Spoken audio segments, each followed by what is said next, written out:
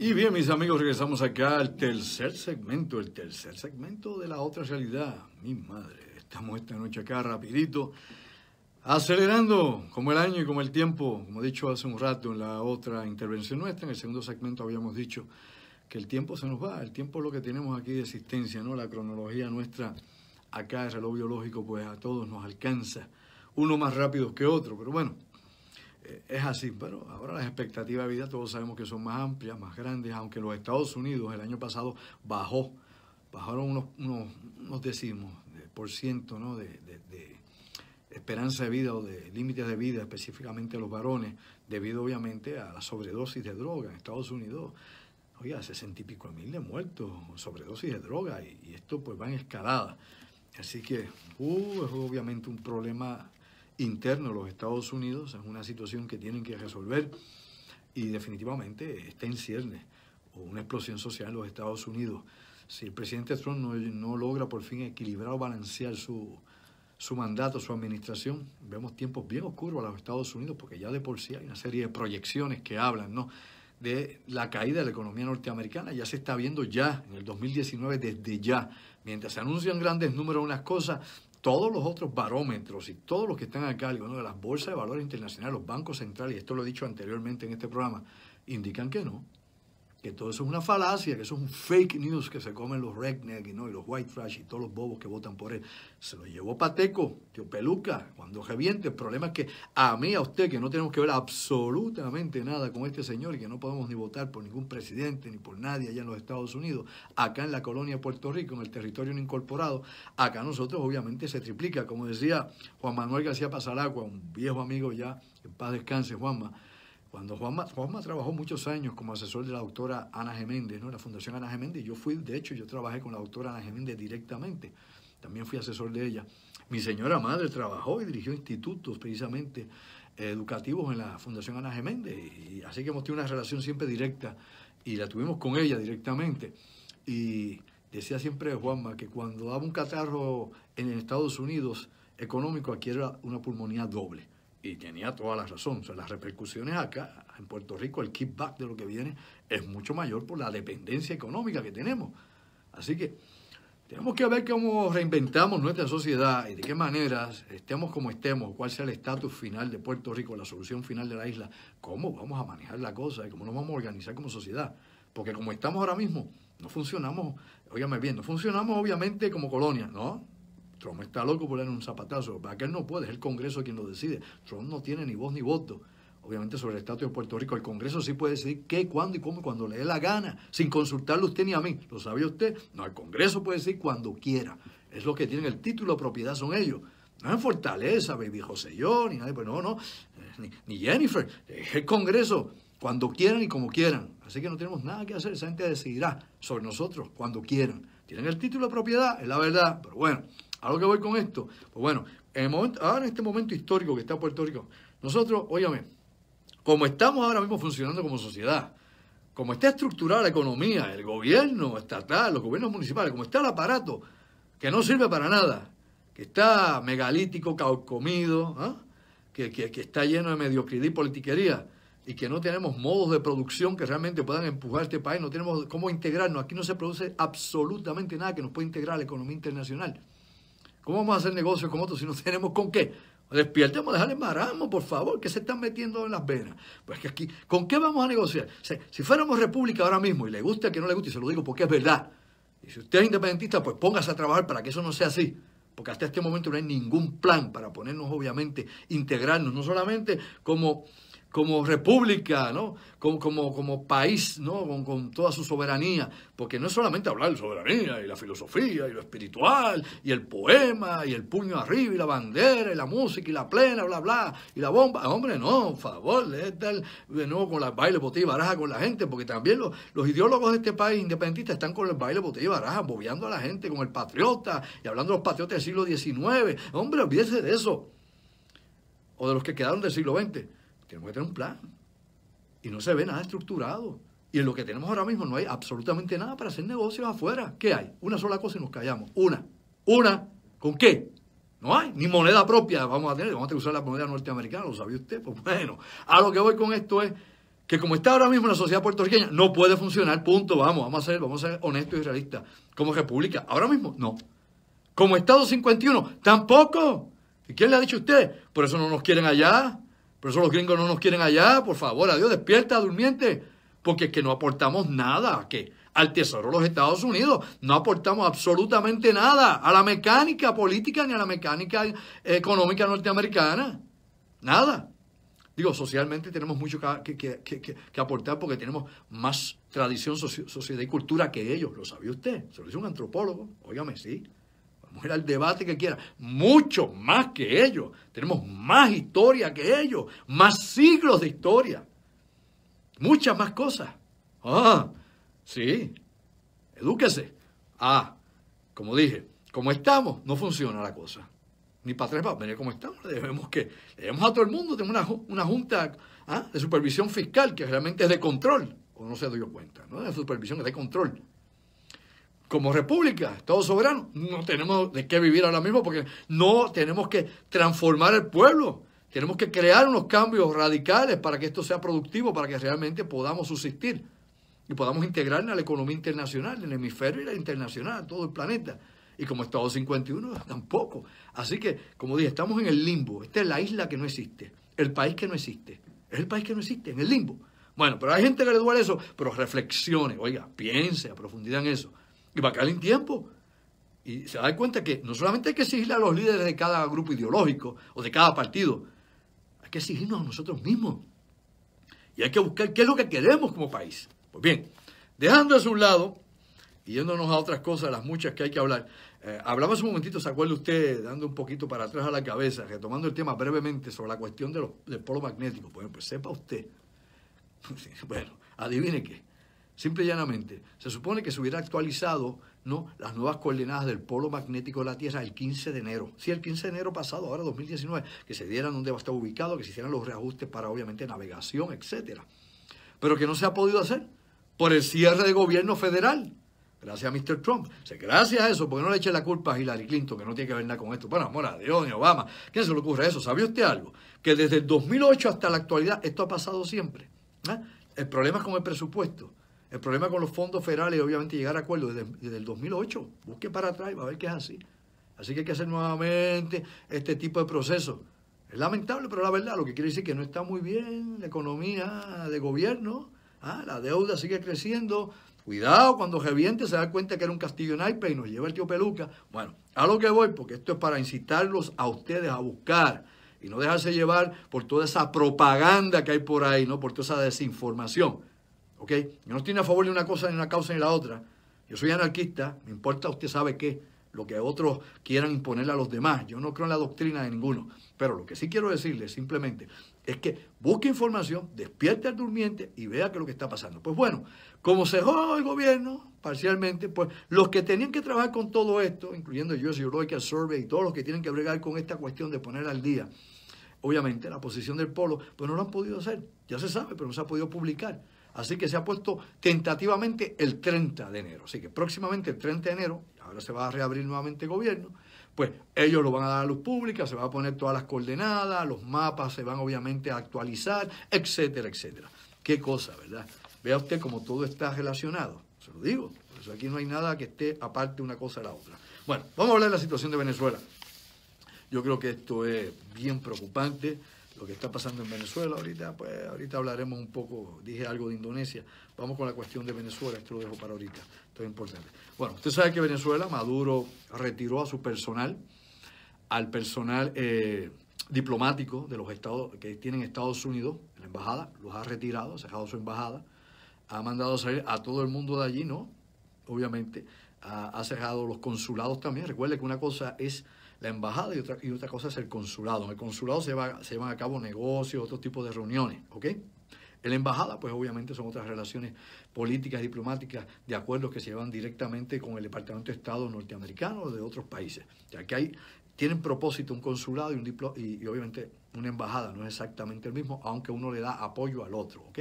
Consulado obviamente está bajo el nivel obviamente, de la embajada. A otro nivel. Y recuerde que la embajada es representación del territorio del país que tiene esa embajada, de la bandera que está en esa embajada. ¿Ok? ¿ok? Las embajadas de los Estados Unidos se supone que los infantes de Marina le den seguridad.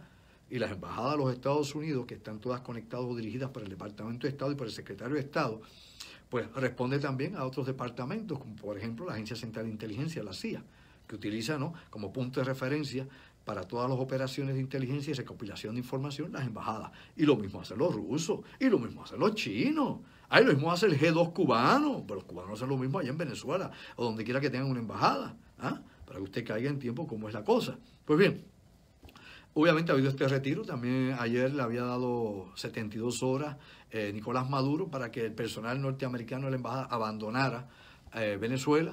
El Departamento de Estado ordenó que el personal diplomático no esencial en la embajada norteamericana en Caracas, que es la capital de Venezuela, abandonaran, ¿no?, Venezuela, pero que el resto del personal se quedara allí. Diga lo que diga Maduro, es territorio de los Estados Unidos y, lógicamente, Mike Pompeo está muy atento a esto, Trump está muy atento a esto, por si hubiese un incidente. ¿Se acuerda usted lo que pasó en Teherán? En los 70, Teherán, la capital allá de Irán, cuando los estudiantes tomaron por la fuerza la embajada norteamericana allá. Aquel incidente cuando era James Carter, ¿no?, Jimmy Carter, el presidente de Estados Unidos, que era un bambalán, un mongo, un flojo. Ese ha sido lo más flojo que ha habido en los últimos 60 años. Obviamente la presidencia de los Estados Unidos en 60 años es el más mongo de todo, Jimmy Carter. Qué vergüenza. Pero bueno, Mr. Peanut, le decía, Mr. Maní.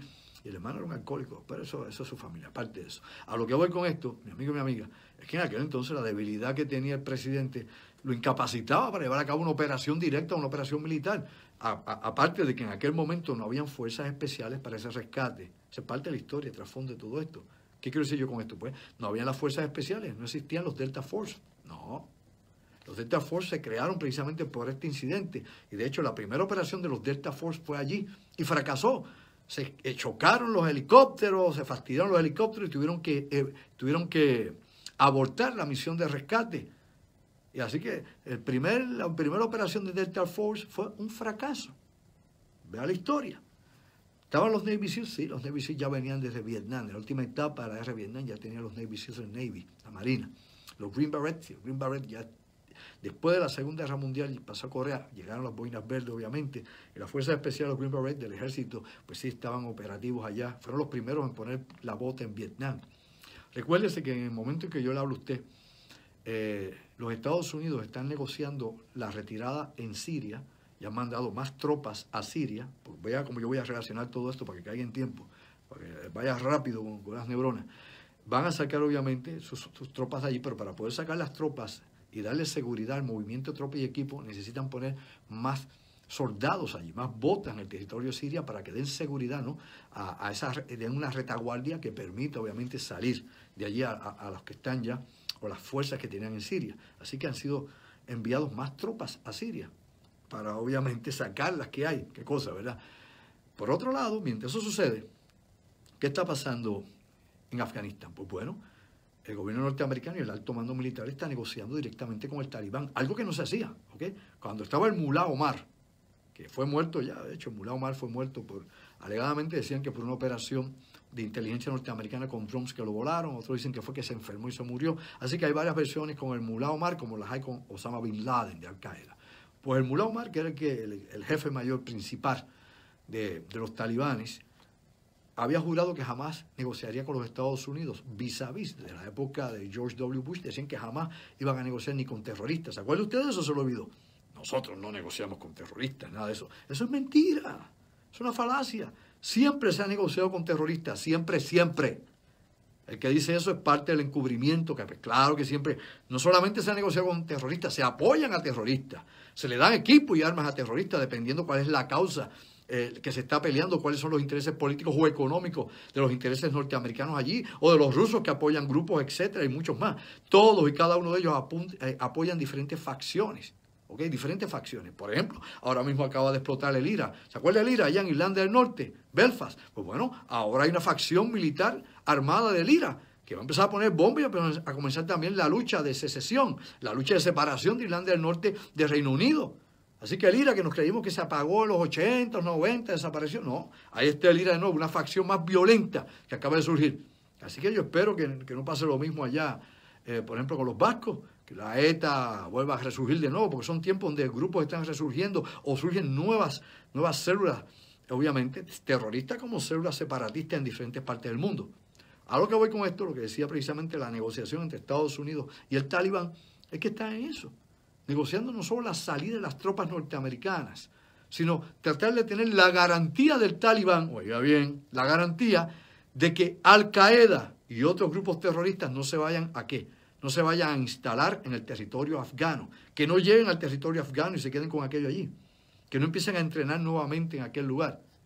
Así que esa es la información que hay de la negociación que está llevando a cabo, ¿no?, el alto mando norteamericano con los líderes del Talibán. Ok, ustedes se van a quedar con esto. Óigame, ¿desde cuándo yo no estoy diciendo eso? ¿Desde hace cuántos años no le digo yo que el Talibán va a regresar al poder y que los muertos que tuvimos, los miles de soldados que murieron, la destrucción, los cientos de miles de millones de dólares los habíamos tirado por la alcantarilla? Porque primero, porque allí no explotamos petróleo, allí no hay pozo de petróleo en Afganistán, ni explotamos los minerales, ni los diamantes, ni nada de lo que hay allí, no sacamos nada de Afganistán.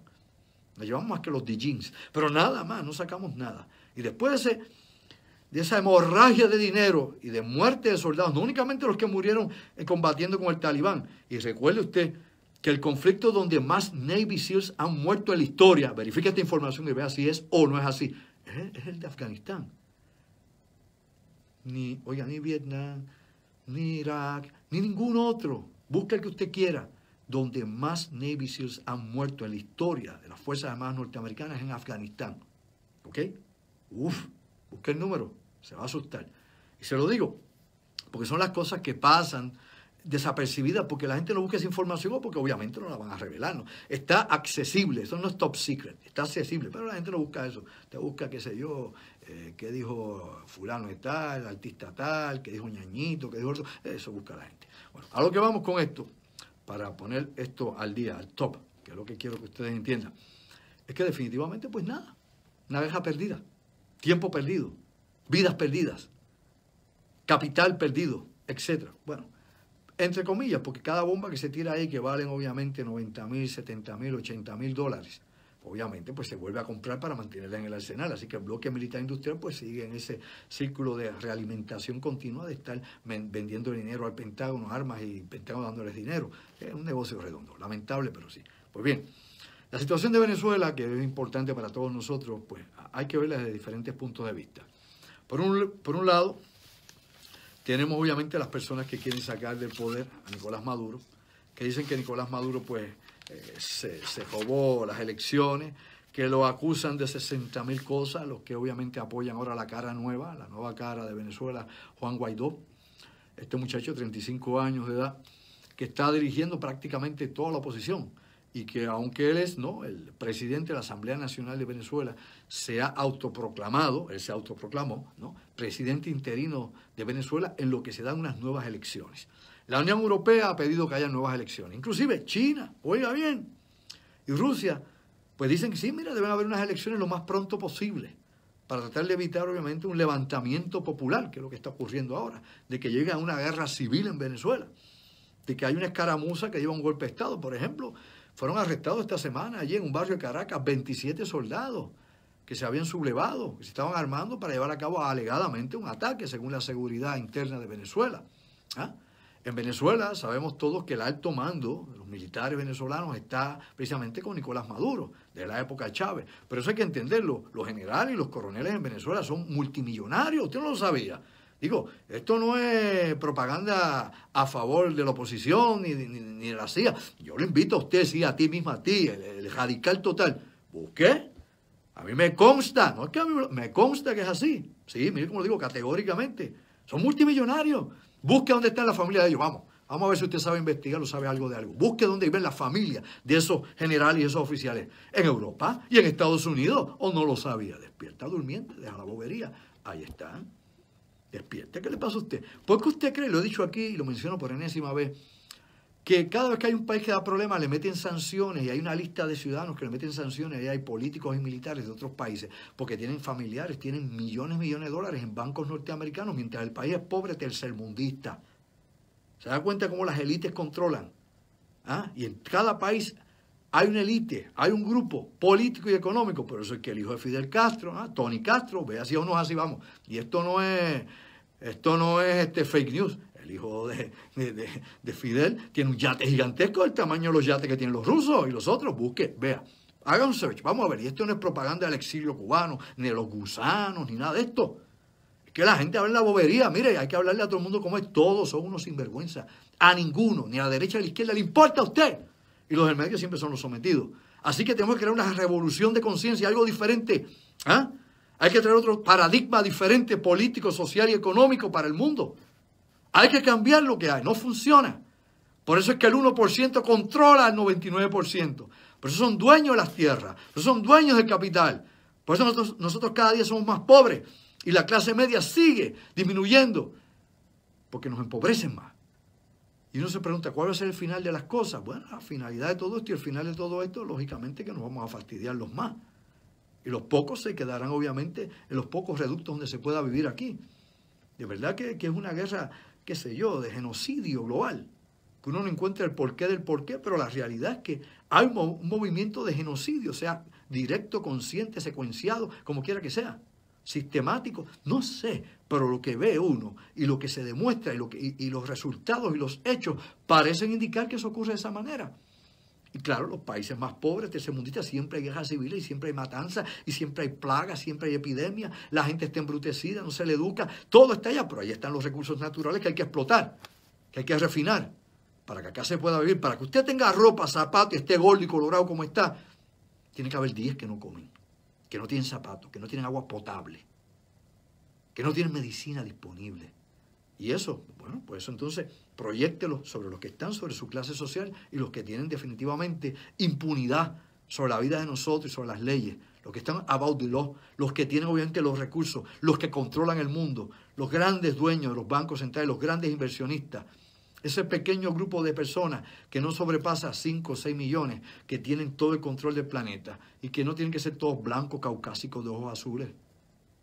Lo hay en todas partes, en cada parte del mundo tiene usted un grupo local, criollo de ese lugar, ¿no? Genuino de ese lugar, endémico de ese lugar, que se ocupa precisamente de explotar los recursos para que le llegue obviamente al círculo de poder, al crown de este planeta, a los que controlan la economía de la globalización.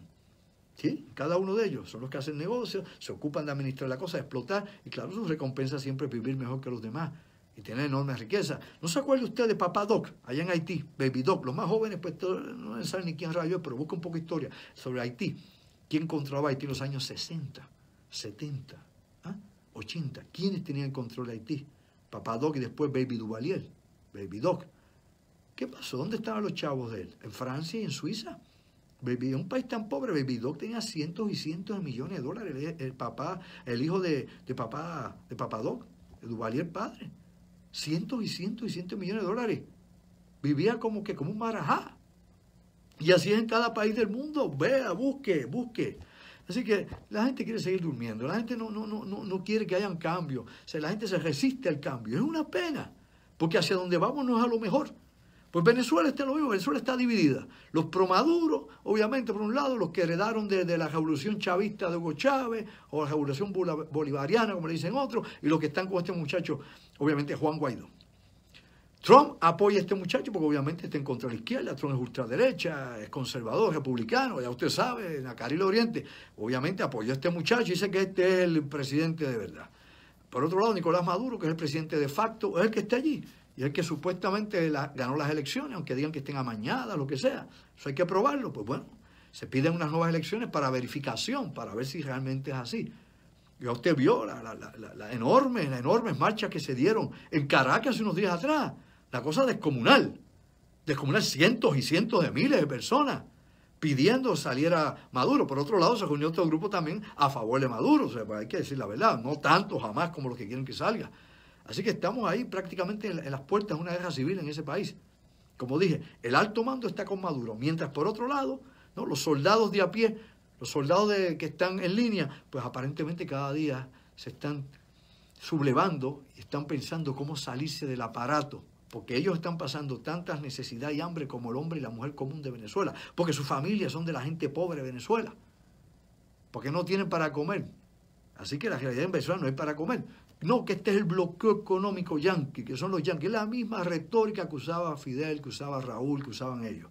Sí había un bloqueo económico contra Cuba en su momento, pero Cuba definitivamente hacía negocios con Europa y había allí hoteles españoles, había muchísimas cosas más. Y la Unión Soviética le daba dinero. Cuando se cayó la Unión Soviética y vino el periodo especial, en Cuba fue otra cosa. Pero, hombre, a quien menos le conviene que caiga Maduro es a Cuba. Eso lo sabe todo el mundo. Por favor, hablemos con la verdad. Esa es la verdad. No hay otra, no existe otra. No hay de otra. ¿Por qué? Porque Cuba depende precisamente del petróleo venezolano. Es la verdad. Eso es real.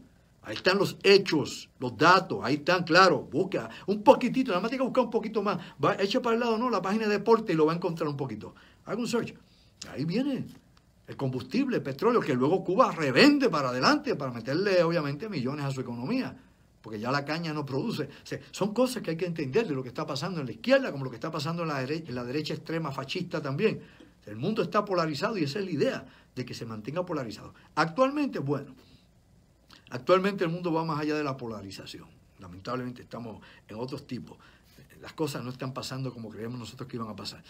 Por un lado, mientras Trump y países, por ejemplo, como Colombia, Costa Rica y muchos otros países que apoyan y reconocen aparentemente a Juan Guaidó como nuevo presidente de Venezuela, interino, hay una serie de países, obviamente, acá en Occidente, en América, que están apoyando este movimiento de la oposición. Pues por otro lado, países lejanos, con excepción de Cuba y Nicaragua, obviamente, de Ortega y de Cuba, Ortega y Nicaragua, pues usted encuentra, si se da cuenta que los que apoyan al régimen de Maduro en estos momentos, ¿quiénes son? Irán, China y Rusia. Y usted pregunta por qué. Pues llevarle la contraria a Estados Unidos, no, porque son competidores de los Estados Unidos. Rusia tiene negocios e inversiones en Venezuela, bajo el gobierno, obviamente, de Maduro. China, desde la época de Hugo Chávez, ¿o no es así? ¿Quién controla el petróleo de Venezuela? ¿Quién lo explota? Los chinos. Antes eran los americanos, ahora los chinos. Y Irán obviamente tiene negocios, minas, hasta las minas de uranio, un sinnúmero más, coltán y muchos otros minerales que se sacan de allá y obviamente los utiliza para su economía y su industria Irán, como lo hace China y lo hace Rusia. Así que ellos tienen intereses económicos, por ende, es geoestratégico el que ellos puedan mantener de alguna forma o manera el gobierno que está actualmente, porque les permite obviamente la extracción de recursos y es una inyección a sus economías.